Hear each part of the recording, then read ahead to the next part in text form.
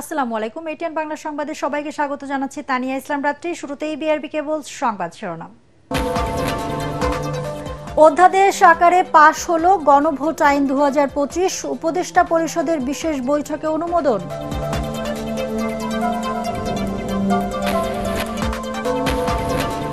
রাজনীতি সংশ্লিষ্ট কাউকে নির্বাচনী কর্মকাণ্ডে যুক্ত করা হবে না। সিসি ভোটে এআই ব্যবহারের ঝুঁকি মোকাবেলায় ডিজিটাল নজরদারির দাবি পর্যবেক্ষকদের।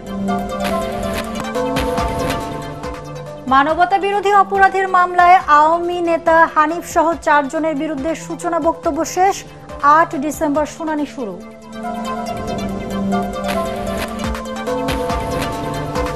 এবং বিসিএস পরীক্ষা পেছানোর দাবিতে জাহাঙ্গীরনগর বিশ্ববিদ্যালয়ের শিক্ষার্থীদের ঢাকা আরিচা মহাসড়ক অবরোধ। রাঙামাটিতে চলছে কোটা বিরোধী ঐক্য জোটের কমপ্লিট শাটডাউন। শুনছিলেন বিআরবি কেবল সংবাদ শিরোনাম, এবার বিস্তারিত। অধ্যাদেশ আকারে পাশ হলো গণভোট আইন 2025। উপদেষ্টা পরিষদের বিশেষ বৈঠকে গণভোট অধ্যাদেশ 2025-এর অনুমোদন দেওয়া হয়। প্রধান উপদেষ্টা ডক্টর মোহাম্মদ ইউনূসের সভাপতিত্বে অনুষ্ঠিত বিশেষ বৈঠকে এই আদেশ অনুমোদিত হয়।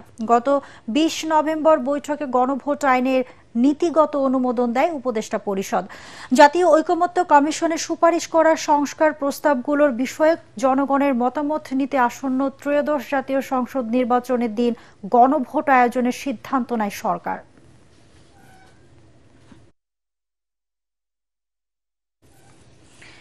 রাজনীতির সাথে জড়িত কাউকে নির্বাচন পর্যবেক্ষণে যুক্ত করা হবে না বলে জানিয়েছে প্রধান নির্বাচন কমিশনার এএমএম নাসির উদ্দিন। সকালে রাজধানীর আগারগাঁওয়ে নির্বাচন ভবনে 40টি নির্বাচন পর্যবেক্ষক সংস্থার সাথে সংলাপের সূচনা বক্তব্যে এসব কথা জানান তিনি। সিসি বলেন, নির্বাচন পর্যবেক্ষণের দায়িত্ব পালনকারীরা রাজনৈতিক দলের পক্ষপাতিত্ব করলে তাদেরই সুনাম নষ্ট হবে। সংশ্লিষ্টরা সঠিক দায়িত্ব পালন না করলে ভালো নির্বাচন হবে না জানিয়ে তিনি বলেন, স্বচ্ছ নির্বাচন করতে হলে সবাইকে আইন সম্পর্কে ভালো ধারণা থাকতে হবে। জাতির কাছে ইসির ওয়াদা পূরণে নির্বাচন পর্যবেক্ষক সহ সংশ্লিষ্ট সকলের সহায়তার আহ্বান জানান তিনি। সিসি বলেন, সবাই আইন মেনে নির্বাচনী দায়িত্ব পালন করছে কিনা সে বিষয়টিও পর্যবেক্ষণে রাখা হবে। এ সময় নির্বাচনে এআই বা কৃত্রিম বুদ্ধিমত্তার ঝুঁকি থাকায় ডিজিটাল নজরদারি দাবি জানিয়েছেন পর্যবেক্ষকরা। বিকালে আরো 41টি নির্বাচন পর্যবেক্ষক সংস্থার সাথে সংলাপে বসবে কমিশন। আমরা ইলেকশন কমিশন আমাদের এজেন্ডা একটাই, একটা ক্রেডিবল, সুন্দর, ট্রান্সপারেন্ট নির্বাচন জাতিকে উপহার দেওয়া। আমরা ইলেকশন যারা জড়িত থাকবেন নির্বাচন কমিশন থেকে আরম্ভ করে ফিল্ড পর্যায়ে, আপনারা মূলত ফিল্ডে কাজ করবেন। ফিল্ড পর্যন্ত যারা আছে তাদের অ্যাকাউন্টেবিলিটিটা সম্পর্কে আপনারা রিপোর্ট করবেন। ট্রান্সপারেন্ট ওয়েতে আমরা কাজকর্মগুলো হচ্ছে কিনা, নির্বাচনী আইন মেনে ইলেকশনটা কন্ডাক্ট হচ্ছে কিনা। জুলাই গণ আন্দোলনে কুষ্টিয়ায় 6 জনকে হত্যার ঘটনায় মানবতা বিরোধী অপরাধের মামলায় আওয়ামী লীগের যুগ্ম সাধারণ সম্পাদক মাহবুবুল আলম হানিফ সহ 4 জনের বিরুদ্ধে সূচনা বক্তব্য শেষ করেছে প্রসিকিউশন। সাক্ষ্য গ্রহণ শুরুর জন্য 8 ডিসেম্বর দিন ঠিক করেছে ট্রাইব্যুনাল 2। এই মামলার মোট সাক্ষী 38 জন। হানিফ ছাড়া মামলার অপর 3 আসামি হলেন কুষ্টিয়া জেলা আওয়ামী লীগের সভাপতি সদর উদ্দিন খান, সাধারণ সম্পাদক আজগর আলী এবং শহর আওয়ামী লীগের সাধারণ সম্পাদক আতাউর রহমান আতা। 4 জনই বর্তমানে পলাতক। বিচারপতি নজরুল ইসলাম চৌধুরীর নেতৃত্বাধীন 3 সদস্যের ট্রাইব্যুনাল 2-এই সূচনা বক্তব্য রাখেন প্রসিকিউটর মিজানুর ইসলাম। এর আগে হত্যার এসব ঘটনায় মানবতা বিরোধী অপরাধের মামলায় কার্যক্রম নিষিদ্ধ আওয়ামী লীগের যুগ্ম সাধারণ সম্পাদক মাহবুবুল আলম হানিফ সহ 4 আসামির বিরুদ্ধে আনুষ্ঠানিক অভিযোগ গঠনের আদেশ দেন ট্রাইব্যুনাল। একই সাথে মামলায় সুচন্দা বক্তব্য উপস্থাপনের জন্য 25 নভেম্বর দিন ধার্য করেন ট্রাইব্যুনাল।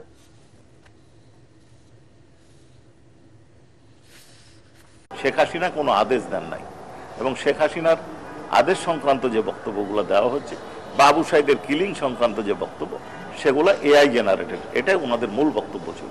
এর সাথেও আরেকটা বক্তব্য ছিল, বাংলাদেশে যে এক্সপার্ট ওপিনিয়ন দেওয়া হয়েছে, এই ওপিনিয়নগুলো যেহেতু পরবর্তী সরকার, শেখ হাসিনা সরকারের পরবর্তী সরকার, কাজে এই সরকারের কর্মকর্তা হয়তো রিপোর্টটা নিরপেক্ষ দেন নাই, তৃতীয় পক্ষ দ্বারা পরীক্ষা করা দরকার ছিল। এই ব্যাপারে আমরা জবাবও দিয়েছি, সাক্ষ্য প্রমাণও দিয়েছি। সেটা হচ্ছে, এটা British BBC, British broadcasting corporation, এই অর্ডারগুলা, এই ভয়েসটা তার নিরপেক্ষ একটা প্রতিষ্ঠান ইয়ার শর্ট দ্বারা পরীক্ষা করিয়েছেন এবং তার ডকুমেন্টও আমরা ট্রাইব্যুনালে দাখিল করেছিলাম।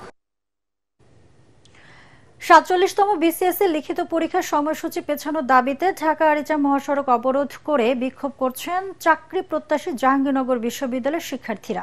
দুপুর ১২টার দিকে মহাসড়কের ডেইরি গেট এলাকায় এই অবরোধ করেন তারা। এ সময় মহাসড়কের উভয় পাশে কয়েকশো যানবাহন আটকা পড়ে। এতে চরম দুর্ভোগে পড়েন যাত্রীরা। অবিলম্বে দাবি মানা না হলে কঠোর কর্মসূচির হুঁশিয়ারি দেন আন্দোলনকারীরা।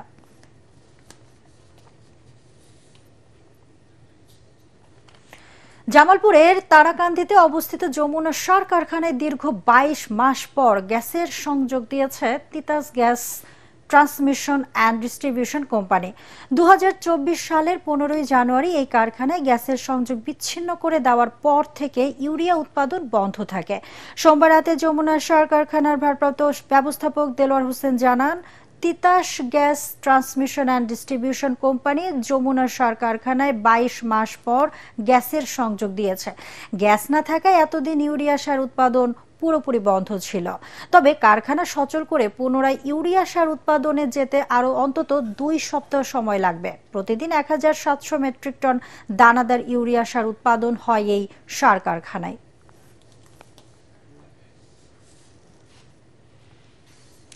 শীত জেঁকে বসায় কম্বল তৈরিতে ব্যস্ততা বেড়েছে সিরাজগঞ্জের কাজীপুরের কম্বলপল্লীতে।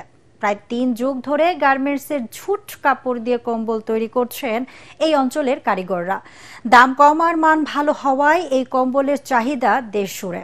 প্রতি শীত মৌসুমে কয়েক কোটি টাকার কম্বল বিক্রি হয় এই কম্বলপল্লীতে।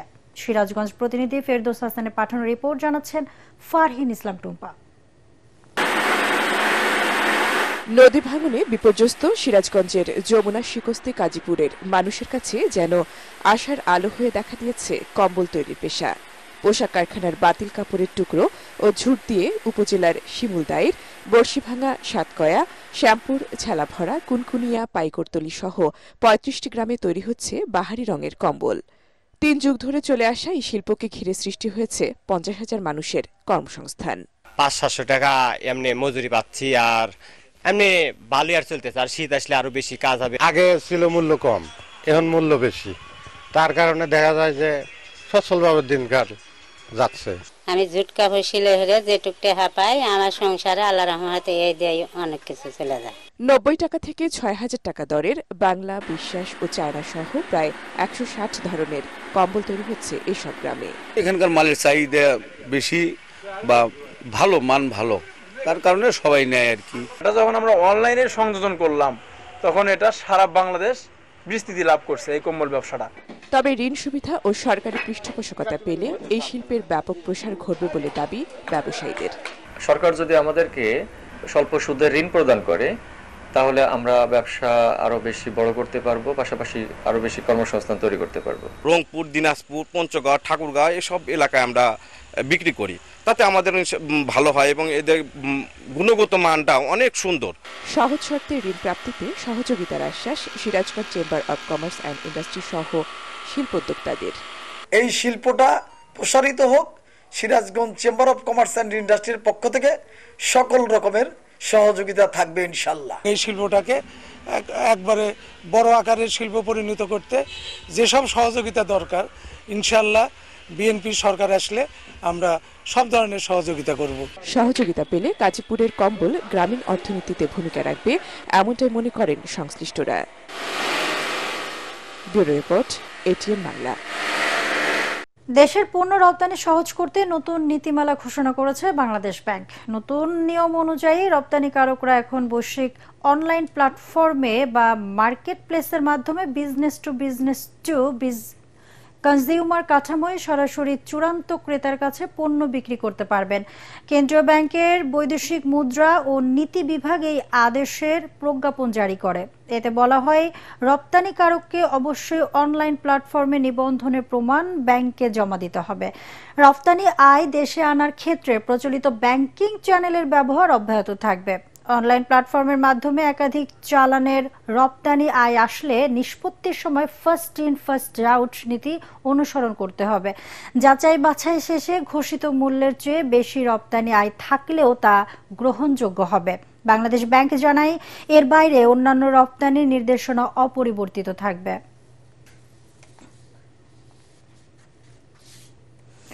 আপসহীন নেতা বিএনপি চেয়ারপারসন বেগম খালেদা জিয়া কখনো দেশের মানুষকে বিপদে ফেলে পালিয়ে যান নাই।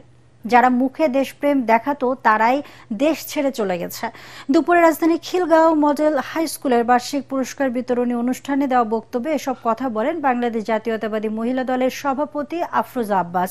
তিনি আরো বলেন, আজকের শিশু আগামী দিনের ভবিষ্যৎ, তাদের গড়ে তোলার দায়িত্ব আমাদের সবার। এ সময় প্রধান অতিথি হিসেবে বিজয়ী শিক্ষার্থীদের হাতে পুরস্কার তুলে দেন আফরোজা আব্বাস।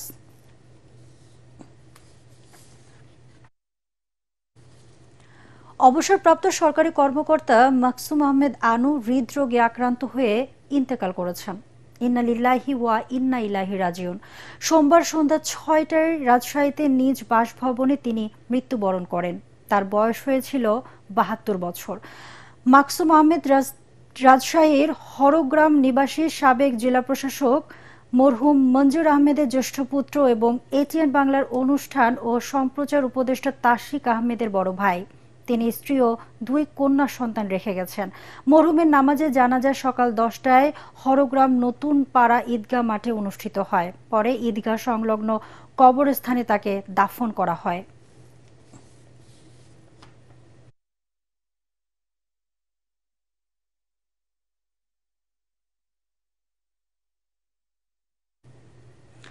উত্তরের শস্য ভাণ্ডার খ্যাত বগুড়ায় এখন ধান কাটা মারাইয়ে ব্যস্ত সময় পার করছেন কৃষকরা।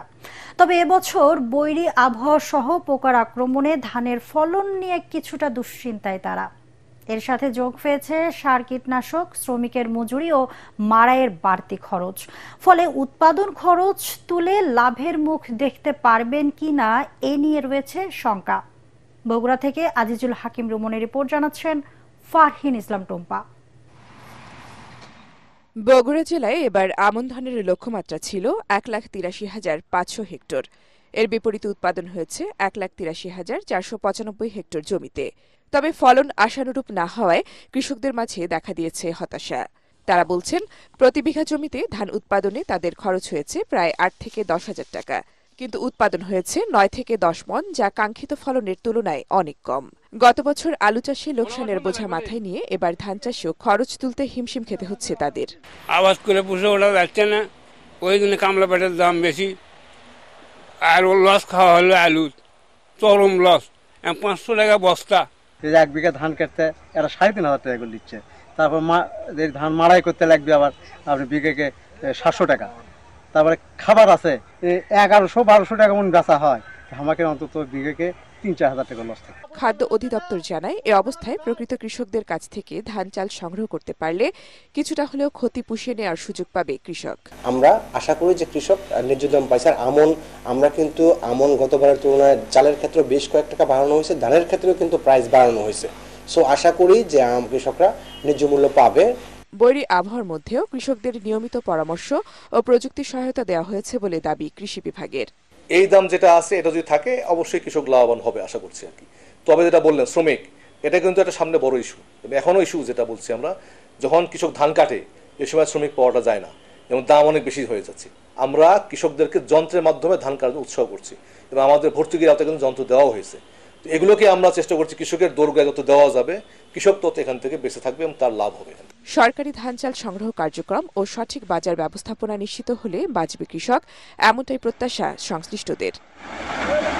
Bureau report, ATN Bangla. এবারে পূবালী ব্যাংক বাণিজ্য সংবাদ।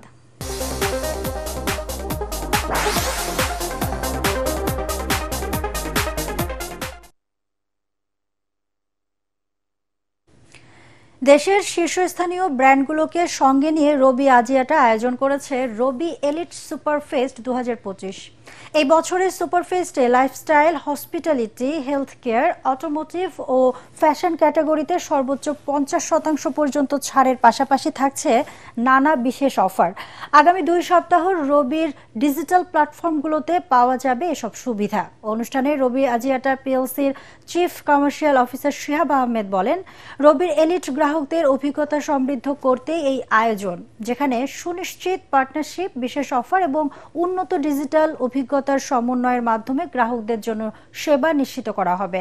এ সময় রবির হেড অফ মার্কেটিং শওকত কাদের চৌধুরী সহ অন্যান্য ঊর্ধ্বতন কর্মকর্তারা উপস্থিত ছিলেন। এবারে অর্থ সংবাদ।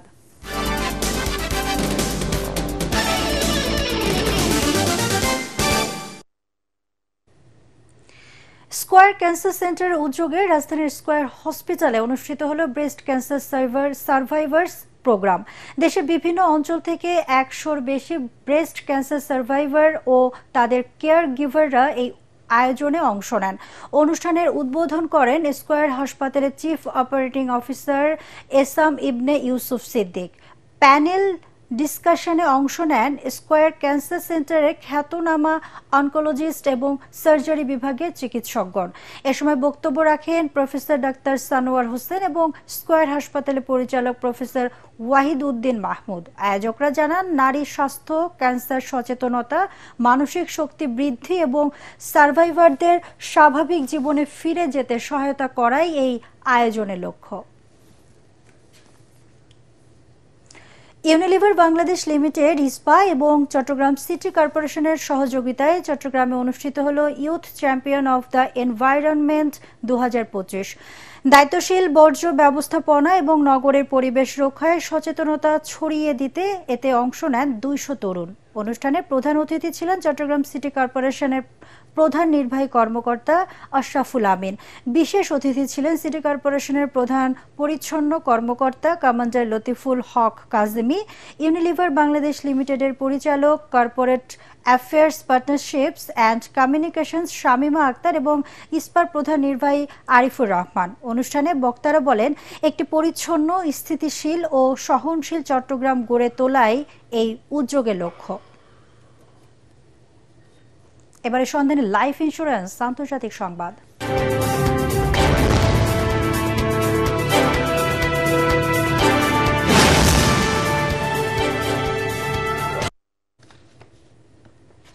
নতুন পাঠ্যপুস্তকে মুঘল সম্রাট আকবর ও মহীশূরের শাসক টিপু সুলতানের গ্রেট পদবি বাদ দেওয়া নিয়ে উত্তপ্ত হয়ে উঠেছে ভারতের রাজনীতি।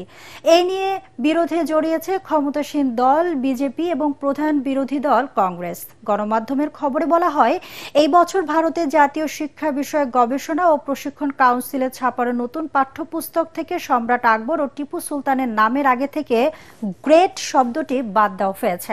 কংগ্রেস নেতাদের অভিযোগ, ক্ষমতাসীন বিজেপি সরকার নিজেদের রাজনৈতিক মতাদর্শের সঙ্গে দেশের ইতিহাসকে মেলাতে গিয়ে ভারতের ইতিহাসকে সংকুচিত করছে। অন্যদিকে বিজেপি ও রাষ্ট্রীয় স্বয়ংসেবক সংঘ আরএসএস বলছে, দীর্ঘদিন ধরে যেই সংশোধনের প্রয়োজন ছিল এটি তারই অংশ। এদিকে ছাপা নতুন বইগুলো ভারত জুড়ে 24,000-এর বেশি মাধ্যমিক স্কুলে এরই মধ্যে পাঠানো হয়েছে। এর আগে পাঠ্যপুস্তক থেকে গুজরাটে 2002 সালের সাম্প্রদায়িক দাঙ্গা এবং 1992 সালে বাবরি মসজিদ ভাঙার ইতিহাস বাদ দেয় ক্ষমতাসীন বিজেপি সরকার। আগামী বছরের এপ্রিলে বৈঠকে বসতে যাচ্ছেন মার্কিন প্রেসিডেন্ট ডোনাল্ড ট্রাম্প এবং চীনের প্রেসিডেন্ট শি জিনপিং। এক ফোনালাপের পর বৈঠকের বিষয়ে একমত হন দুই দেশ প্রধান। ব্রিটিশ সংবাদ মাধ্যম বিবিসি জানায়, সর্বশেষ এই ফোনালাপে তারা বাণিজ্য, রাশিয়ার ইউক্রেন আক্রমণ, ফেন্টানিল এবং তাইওয়ান সহ নানা ইস্যু নিয়ে দুই রাষ্ট্রপ্রধানের মধ্যে আলাপ হয়। হোয়াইট হাউস জানিয়েছে, প্রায় 1 ঘন্টা স্থায়ী ফোনালাপে মূলত বাণিজ্য কেন্দ্রিক আলোচনা হয়েছে। ফোনালাপের পর ট্রাম্প ট্রুথ সোশ্যালে দেওয়া পোস্টে লেখেন, চীনের সঙ্গে যুক্তরাষ্ট্রের সম্পর্ক অত্যন্ত দৃঢ়। আগামী বছরের এপ্রিলে বেইজিং সফরে যেতে সম্মত হয়েছেন তিনি। অন্যদিকে চীনের সরকারি বার্তা সংস্থা জানায়, দুই দেশই সমতা, সম্মান ও পারস্পরিক লাভের ভিত্তিতে ইতিবাচক অগ্রগতির গতি বজায় রাখতে সম্মত হয়েছে।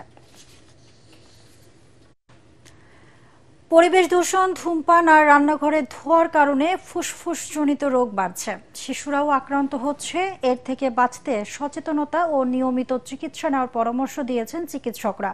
বিশ্ব ক্রনিক অবস্ট্রাকটিভ পালমোনারি ডিজিজ ও বা সিওপিডি দিবস উপলক্ষে বাংলাদেশ মেডিকেল বিশ্ববিদ্যালয়ের রেসপিরেটরি মেডিসিন বিভাগের উদ্যোগে আয়োজিত র্যালি শেষে চিকিৎসকরা এসব কথা বলেন। তারা বলেন, সিওপিডি হচ্ছে ফুসফুসের দীর্ঘমেয়াদী রোগ। এই রোগ থেকে বাঁচতে পরিবেশ দূষণ প্রতিরোধের তাগিদ দেন তারা। সিওপিডি হচ্ছে আমাদের দেশে 3 নম্বর কারণ মৃত্যুর এবং সারা বিশ্বেও। সবচেয়ে আশাপ্রদ জিনিস হচ্ছে সিওপিডি প্রিভেন্টেবল। আমরা যদি সচেতন হই তাহলে এই রোগটা থেকে আমরা বাঁচতে পারি। ধূমপান, আমাদের পরিবেশ দূষণ এবং বর্তমানে যে ট্রেন্ড চলছে নন স্মোকিং সিওপিডি, বিশেষ করে মহিলারা যারা ধূমপান করেন না, ঘরের ভিতর রান্নাবান্না করেন এবং বিভিন্ন ধরনের পলিউশনের শিকার হন, তাদের ক্ষেত্রেও সিওপিডি বেড়ে চলছে। এবারে খেলার খবর।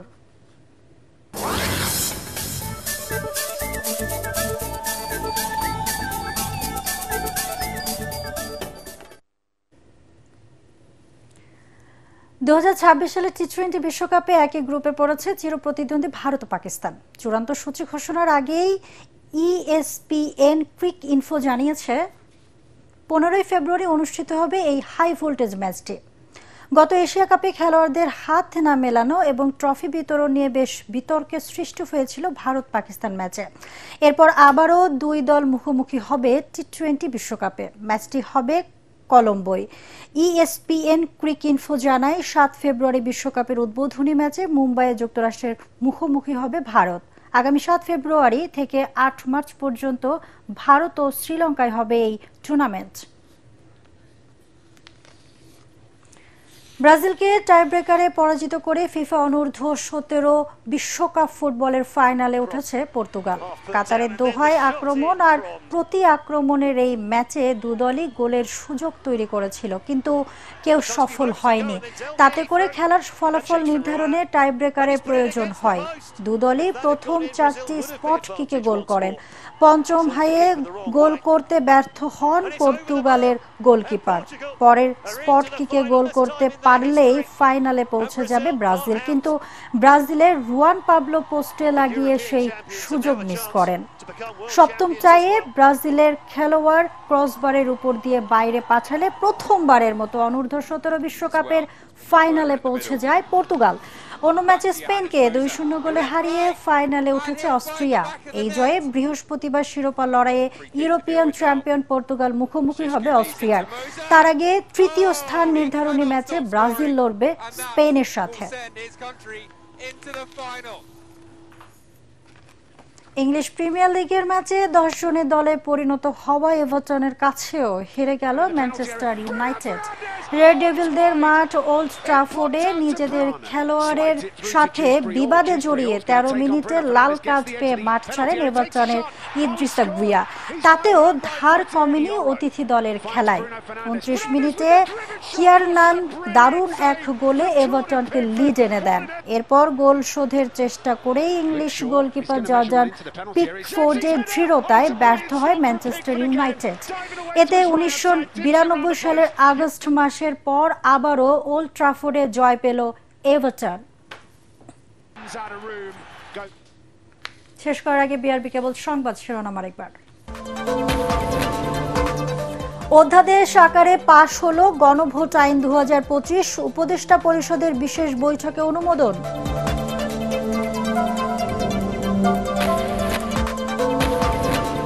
রাজনীতি সংশ্লিষ্ট কাউকে নির্বাচনী কর্মকাণ্ডে যুক্ত করা হবে না। সিসি ভোটে এআই ব্যবহারের ঝুঁকি মোকাবেলায় ডিজিটাল নজরদারির দাবি পর্যবেক্ষকদের। মানবতা বিরোধী অপরাধের মামলায় আওয়ামী নেতা হানিফ সহ 4 জনের বিরুদ্ধে সূচনা বক্তব্য শেষ। 8 ডিসেম্বর শুনানি শুরু।